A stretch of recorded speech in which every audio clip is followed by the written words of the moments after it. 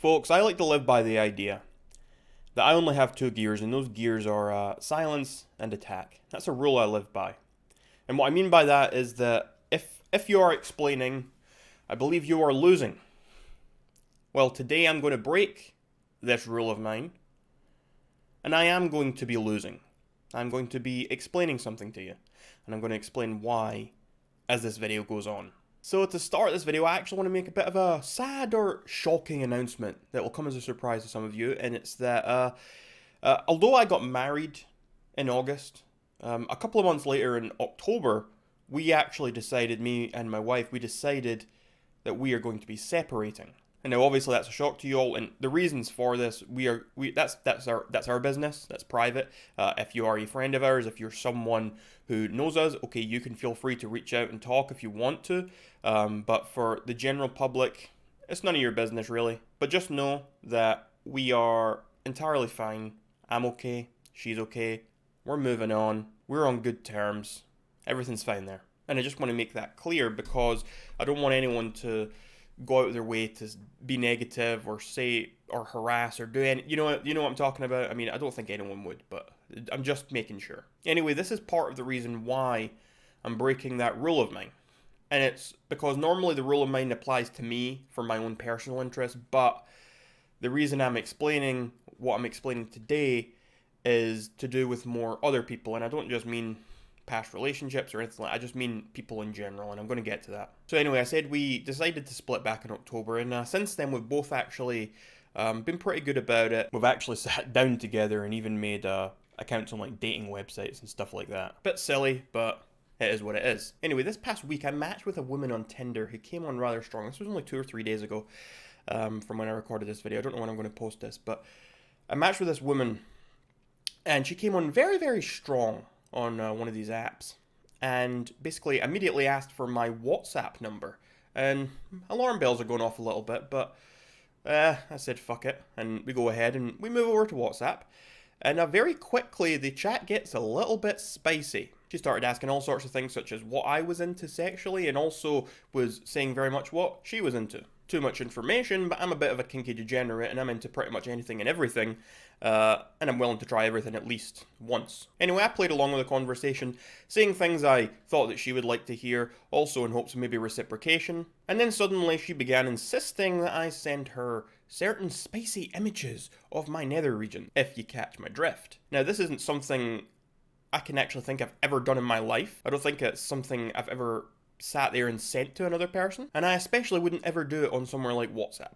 So all my alarm bells are going off in my head, but I've been drinking at this point, I'm feeling a little bit lonely as well maybe, and so I'm sitting there like, fuck it, who cares, what's the worst that can happen? I mean, I've got all these alarm bells, I'm like, what's the worst that could happen? What, someone's gonna end up seeing these pictures? Do I really care if someone sees pictures of me? Like, have you seen the videos I post on YouTube? Like, if I'm gonna be embarrassed about something, it's something I've probably already posted online. Anyway, immediately after sending, I knew my instincts were correct. And it turned out, I very quickly learned that this woman I had matched with actually turned out to be a Nigerian man. And he was now trying to extort me, trying to blackmail me, demanding I pay him £500, or else he was going to take screenshots of all of this chat with the pictures, the messages we had sent each other, everything sexual, whatever, and he was going to go to my Instagram account and he was going to send it to all of my friends, my family, colleagues, basically all of my followers on Instagram, and he said he was going to ruin my life if I didn't send him £500. But folks, as anyone who knows me will be well aware, you cannot extort ragreynolds. Ragreynolds does not respond lightly, does not respond well to blackmail. So I said, LOL, go ahead. Because I am a man with no shame. I'm a man who cannot be embarrassed, folks. And I'm certainly a man who will not put up with extortion. Plus, to add to the fact, as I said, I really didn't care that much. Like, have you seen some of the videos I've posted on YouTube before? What's the big deal about someone seeing my junk? Do I really care? No. If anything, I was just a little bit annoyed with myself for not trusting my instincts here.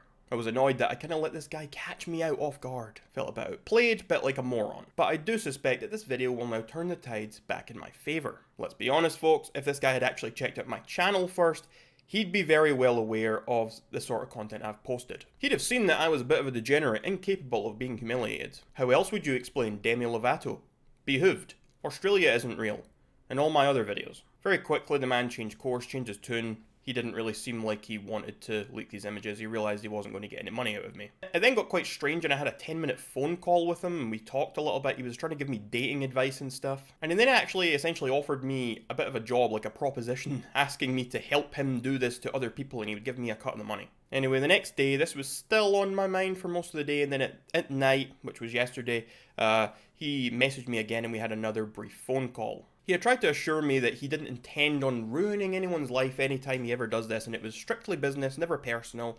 It was all about money. But this was on my mind, not because I was worried about my stuff leaking necessarily, but for two reasons. Because as I keep saying, I'm a man without much shame. Why would I care? I mean, everyone's got private parts. Why do I care if someone sees those? Do I really care? As far as the messages go, they mean nothing to me.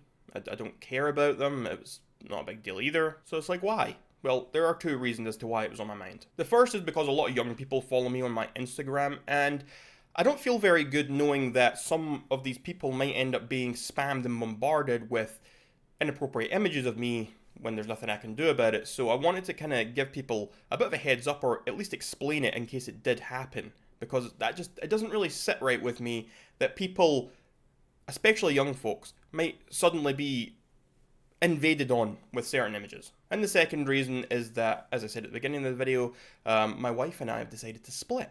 And that's not something we've actually been making super public info as of yet. It's something that we've spoken to very close family about, a very few close friends about, but in general we've not really made it a huge public announcement or anything. So a lot of people would probably be receiving these images if they did get sent, and they'd be thinking, wait a minute, did he cheat? Is he speaking to someone behind her back? Whereas I wanted to make it clear, no, that's not what happened.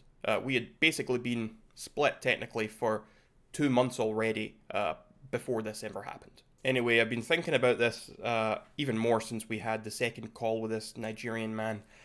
And today I've decided that although I'm quite convinced he's not going to post these images, I'm like 99% sure he's not. Maybe that's too high a percentage, but I'm pretty sure he's not. It doesn't sit right with me. I don't like the idea that this man has any sort of feeling that he has a hold or power or leverage over me. I do not like it. It doesn't sit with me. I resent that entirely. So I've decided to take the blunt knife from his hand and run it along my throat. Just for fun. Just for laughs. As I say, it's a blunt knife. It's not hurting me, but I thought it would be best that I were the one to do it, rather than him. Just out of a matter of principles. So anyway, now you all know what is going on. This video has explained what's going on, so if these images ever do get sent for whatever reason, there is now an explanation video to point to as to what was going on there, as to why. And now before I end this, I just want to make it clear to everyone that I'm actually okay, I'm fine, I'm good. Not just with this extortion thing, but also with split with my wife. Everything's fine. I'm completely fine. I'm okay, and I'll be okay.